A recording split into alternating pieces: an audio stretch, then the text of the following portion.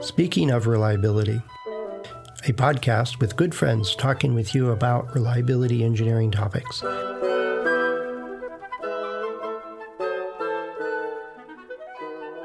Welcome to Speaking of Reliability. This is Fred Schenkelberg. And good morning. This is Greg Hutchins. Hey, Greg. Time is relative in this podcast thing.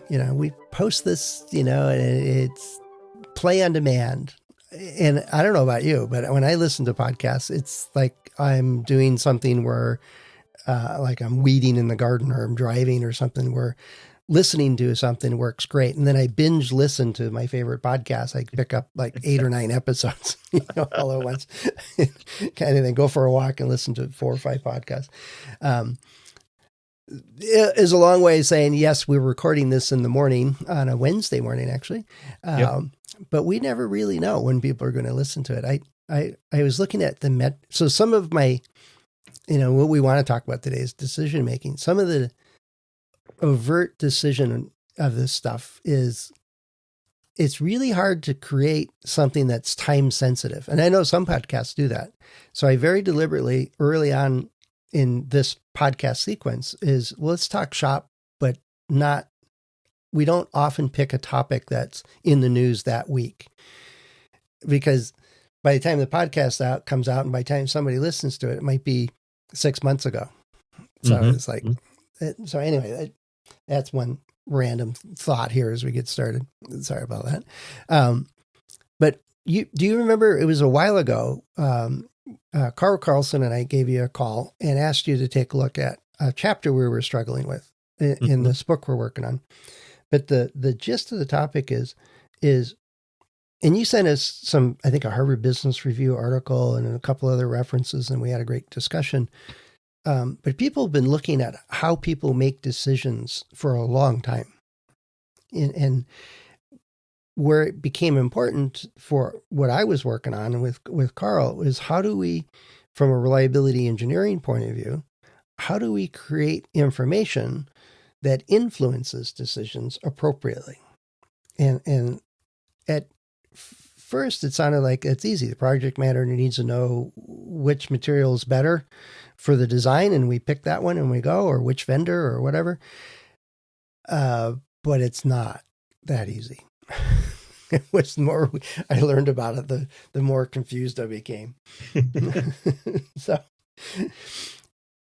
well, let me bring up a random thought.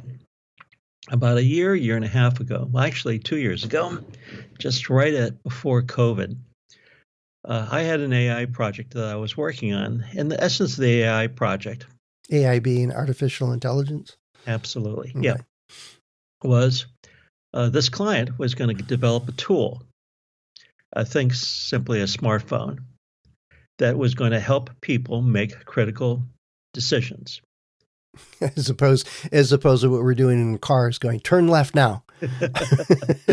Well, the thing about autonomous vehicles is they're going to have smarts, and this particular idea which was really intriguing, was we all have essentially all the data in the world in our fingertips, a smartphone. Yeah. But what are we going to do when all that data is basically focused on our job, our work, our career, our profession? What value add is the individual going to have? Because data is almost you can get almost anywhere now through the web, through a smartphone. Well, there's even ads on NPR, and I'm sure they're advertising other places, that it's a company that helps organizations convert their petabytes of data they got streaming in from all these different sources, purchases and transits and trends and financials, and I mean, on and on and on, the data that we collect, and convert it into something useful. They're making a business out of converting that pile into something that doesn't smell so bad. That's right. So part of that pile of data is going to be trend analysis. It's going to be essentially core data, maybe even simple rules for decision making. So that sort of begs the question, what value add is the individual going to have when all the data is available?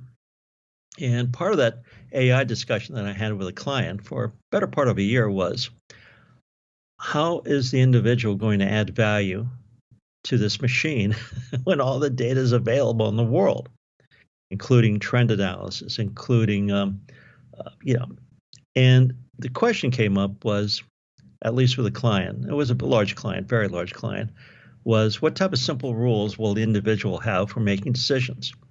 Because bringing data to a decision maker isn't really the value add. The value add is making smart decisions.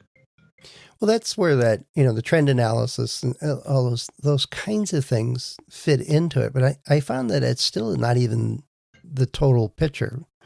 And it's starting with the data set and saying, well, what can we extract from this? Or what kind of information can we create?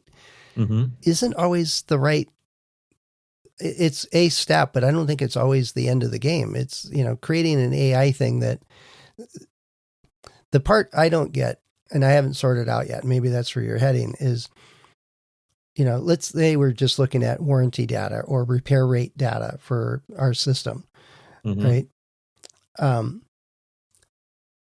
A machine can figure out, was this something that we have data on that gives us a predictive element, and we can say, hey, look, we got to repair this motor next week because it's on the verge of consuming all its oil or something like that. There's some pattern that's showing that we need to take maintenance actions. And there are things that are predictive maintenance. And there are types of products that go to the field that you follow the data and go, that's not behaving like it should. And I think AI can pick up on a lot of those things and actually be useful to help flag those, in possibly even earlier, because there's still bias there, but it's probably can be controlled to, instead of denial, this is what the data says. But there's other types of interpretations that I suspect it can be coded in like I'm thinking of a call center. If somebody calls the call center and says, hey, your product just caught on fire and burned my house down, that should get a different response than it being just one phone call by one person complaining about one product. It gets a different level of response than, hey, how do I turn this thing on? So, but I think AI could sort those kinds of major patterns out. So I'm talking myself into going, yeah, what are we going to do at the other end of this? If we code it well and maintain it so that it stays current with the mix of products and mix of things we're interested in, you could take that next step and say, all right, that phone call about the house getting burned down gets routed to the crisis center. It gets a live person right now, versus the other one, it's like, oh, here's the URL for how to turn the system on. That decision could be made automatically. Yes, by basically voice recognition, so fire, burn, house is obviously through the voice recognition system going to cause more activity or be higher on the priority scale than I have a rat in my basement, right? Right. you know. But I think that's what you're getting at, is that if the person on the call center is an actual person and they have a script and the decisions are laid out there, but there's also other ones where you call center and it's one of the engineers that helped design the product, or it's, somebody that's actually very conversant with the technology that you're dealing with. And they can make decisions on the spot. Oh, we need to get that back. Or here, you do this, this, and this. Or here's an algorithm, but it's not a script in any means.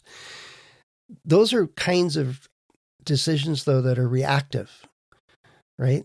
So I think AI can, in many cases in reliability world, address those things. And you see it in maintenance world, as they say, well, what are the symptoms? And you either tap into the equipment or your car or whatever, or you type in, gather some data and it gets input into the system and it says, well, here's your diagnosis. These are the likely things that are going on. And there's even medical systems, right, that do that use AI to say, oh, if you've got this blood pressure, this, that, and the other thing, you probably have a blocked left ventricle or something, and it can research. I saw one paper a couple of weeks ago that was that system is better at reading x-rays than a, well-trained, experienced surgeon is, kind of thing. For scanning for cancer, signs of cancer. Yeah, melanoma especially. Yeah, absolutely. Stuff like that. But there's another level to this is when you're in the design process or you're creating a system. What strategy do I take? I'm not saying that it can't be done by AI, but there's a whole nother level of decisions there. What vendor do I go with? And I think that's why I think talking to you about it is because there's more uncertainty. There's more, dare I say, risk involved. And all of the factors aren't independent. They aren't mathematically easy to decipher. It was interesting. Quick story. So let me think. This is 2-3 years ago. One of the things that we were going to put in this machine, smart machine, was facial recognition. And at that time, facial recognition was 90, maybe 92% accurate 2 years ago. Now, facial recognition is 99.5% accurate. And getting a big political backlash. Well, sorry, Trump. Well, you're right. You're right. Because I was going to add that accuracy level, by the way, goes down to 99% if you have a mask on, a COVID type of mask. So what basically means is that machine is becoming much smarter, much faster than we anticipated. And a lot of the simple rules, such as, it doesn't work well with African Americans or with Hispanics now, is less of a backlash, a case in point, than it was maybe 3 years ago. Right. Things are changing so rapidly. Now, the other big thing that is how much autonomy and how much power are we going to give these machines to make decisions, preemptive decisions? Autonomous vehicles, for example, can take a turn left and can take a turn right. But are we actually going to give it the power to do preventative maintenance? Or are we going to give it the power to... Anyway, you get the idea. Well, I hope so, because I can't remember the last time I did an oil change, but I don't drive very often. What's your name? But if my vehicle would say, hey, we're going to check out for an hour, we got to go down to the shop and get the oil changed, and it drives itself down there, gets the oil change, comes back, that's an actual service. I don't think there's, and one of the things I ran into, I just noticed it, and I don't know how long it's been a part of the system, but I have an iPhone, and at different times of the day, like last night, I have a wireless thermometer for when I'm grilling. I had some chicken on the grill, and I put the probe in it and hook it up, and I pull it up on my phone. But when I was looking for the app to see what, in the kitchen, then I could set an alarm or a trigger temperature, and it would tell me when it's at some target temperature.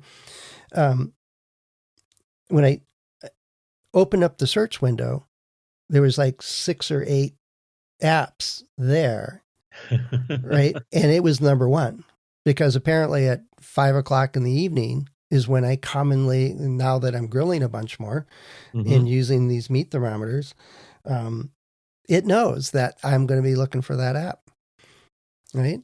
And like if it's 10 o'clock in the morning and I'm at my desk, I haven't tried this location wise to see how sneaky this thing is. But if I'm doing stuff on the website and I got to get up to AWS, the authenticator is the number one spot. So it changes what it offers me without me typing anything into the search window. It guesses at what are the likely apps that I'm going to use out of the 100 some plus apps I got on my system. What are the likely ones I'm going to use at different times a day? Which is kind of cool. It's actually kind of convenient, but it's also, okay, how do they know that? How are they keeping track of this? So let's say that AI does have does have the smarts for making decisions, time of day, velocity, which it does, all these decisions. what happens to the reliability engineer when it knows that this machine is going to be It needs it's work. Yeah, it needs servicing, or it's needs got coming service. up on it. Yeah. That's right, and makes the decisions autonomously, automatically. But there's nothing wrong with that. I think the so, well, I'm going to use the iPhone example again. It's like it doesn't. As soon as I hit the search bar, it doesn't open up that app for my thermometer.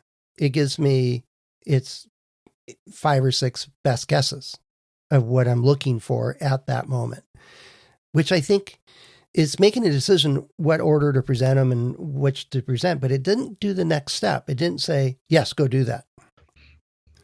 Right? Because sometimes I'm looking for Sudoku, or something else. And a guess is completely wrong. I suspect it'll get better and better at putting all the actions and activities and locations, everything else in. But in the maintenance world, the act that piece of equipment does need servicing, right, should trigger, it goes up to the schedulers and planners, and it goes to the storage room to make sure the spare parts are available, the equipment we need available, that it gets scheduled on for the technician to take a look at it and care for it. The next level, I don't have a problem with it initiating all that stuff. It's then, does it have the smarts to say, well, what's the schedule? Are we just finishing a run, and if we interrupt it now, we lose the whole batch? Let it go for the extra 2 weeks or whatever the time frame is. Where do we have planned scheduled downtime anyway? What's the probability of it failing if we don't fix it this month but next month, or if we do it a month early? I think AI could probably sort out a lot of that stuff if it has access to that information. But that's where I started with this idea. This topic is, even though we've got all this data, if we miss one of those threads that's important, like, for example, we're running a special batch of material through here, and if we mess it up, it's going to be catastrophic. It's going to wipe out our equipment. If it stops midstream, it freezes in the pipes, and now we have to take everything apart. Kind of issue. Caustic sodas like that. If you get it at the wrong temperature, it's a mess, kind of thing. And so you just don't stop that to do swap out a pump or a valve or something like that. You let that process finish and flush it and do all that stuff. That could be put into the system. But if you forgot to program it and can have that consideration for these bits and pieces that just float around in our heads, it's going to cost you a fortune. But my theory is that as we add more and more content and information streams, and we hit the 80-20 rule, we got 80% of the right information is going into the machine, and it makes most of the right decisions most of the time. We could add another layer of stuff. We're going to be feeding this machine with all of this information. That's a never-ending cycle. And it's like, I think at some point, especially for AI things and in reliability engineering, especially when we don't even know what pieces of information to feed into it, right? We were using a new material. We're using a new vendor. We don't have history with them. We don't have data on them. We don't have stuff that actually makes a clean decision. Those, I think, create the boundary of what AI can do, is that when we aren't even able to program it or say, hey, you need to look 200 yards ahead before you make that decision. In this case, not just 100 yards ahead. In terms of the future work, Fred, I would basically ask 3 questions. What's the role of the machine? What's the role of the human? And what are the rules of engagement between the machine and the human? Wasn't it? Was it Asimov that wrote I, Robot? I thought he wrote all that down already. Three rules. Yeah, it was, but those rules were for the robot. They weren't for that interaction with people. Or yes, exactly. They were for the robot. But the rules between what the human does and the robot and the rules of engagement between the two of them, who knows? They could be Fred's rules. Doesn't ring off the tongue as well as the rules of robotics. Yeah, but who knows? Somebody will come up with them pretty shortly. Yeah. Well, I don't know. I think we haven't really come up with a good framework here or setup, but it's something that I think you're exactly right. It's, well, what's the machine or the computer or your system supposed to do? And then does it, like my phone, just give you the options? It gives me, dare I say, smart options. It's following my patterns of the day and saying, hey, you probably are going to do this next. And then I get to make the final decision. Or does it just open the app when I pick up the phone and say, this is probably what you wanted anyway, which would be kind of spooky. And at times inconvenient because it'd be exactly the wrong app, kind of thing. But yeah, it's part of the system design, especially for maintenance systems. We've been playing with predictive maintenance and algorithms for doing that, and looking at, do we go with this vendor or that vendor for decades and decades, and we still don't have a clean way to do it. Even with all the data, with all the trending, all the charts, all of the, measures that we have available to us, it's still not a clean process. But it's getting cleaner. So let me pose this question. Right now we've got Alexa, we've got Siri on our smartphones or computer. Mm-hmm. What happens when the reliability engineer has the Fred's Alexa equivalent for all the information in that profession, work, job, whatever process? Mm-hmm. What's the role of the human, the reliability engineer, at that point for decision making? How much autonomy are you going to give that smart career machine? And what's your role in that machine and the interaction? Yeah. I don't know. I think we're at least 3-4 years away before we're going to have smart Alexas for professions, jobs, careers, and process.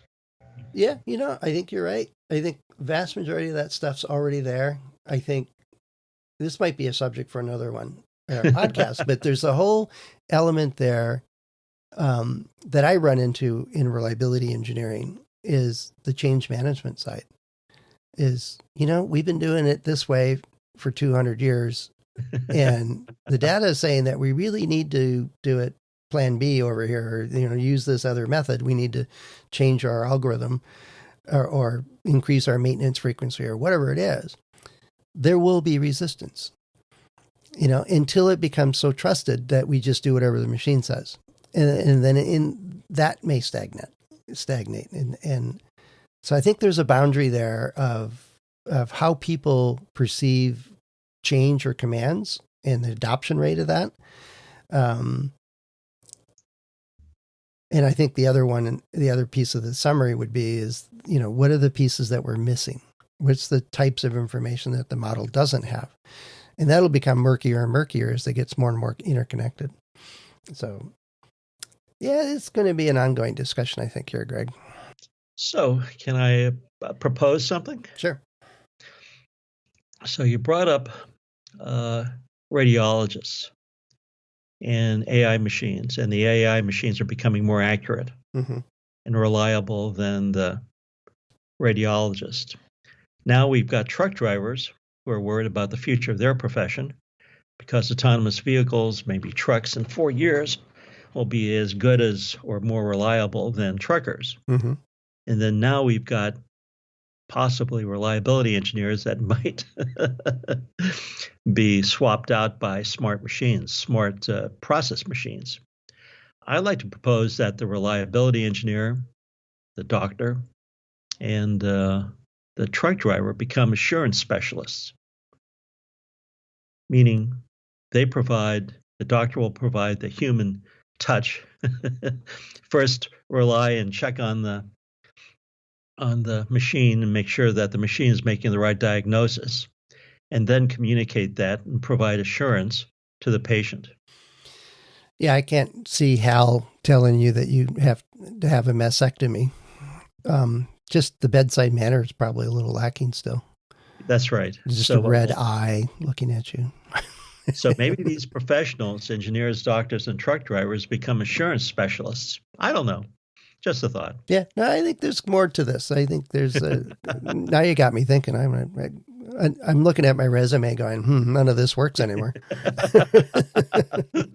So if you got a thought, or if you got a decision that could be outsourced to a machine someday, let us know. What are your thoughts on this? What's our role if somebody could create a reliability plan or diagnose your equipment's health or all of these various elements that we regularly do? What if they could not only collect the data and analyze it, but provide a recommendation for the decision or provide the decision or actually schedule the maintenance for you? What's our role at that point? I think that's still an outstanding question. Head over to accendoreliability.com/go/SOR, and you could find a couple of different ways you can contact us. Greg and I and the other hosts of the show are available on LinkedIn and on our About pages on Accendo. So lots of ways for you to get your thought across to us. Meanwhile, I'm going to go make as many decisions today as I can, Greg, before I get outsourced. Hey, Fred. Interesting discussion. I think we left it at a high point for another talk. There you go. Exactly. I'll make a note of that and we'll be back. And I'm very curious of what our listeners say and what they chime in on this one. So please do let us know. Don't leave us hanging. Send over your thoughts and we'll look forward to that. So anyway, thanks, Greg. We'll talk to you soon. Cheers, Fred. Have a great one. Bye-bye. Bye. Thanks for listening to Speaking of Reliability. We invite you to join the conversation. If you have a question or a topic that you think we should discuss in a future show, please let us know. You can find a comment box below the episode show notes, or just leave a note as part of a review on iTunes.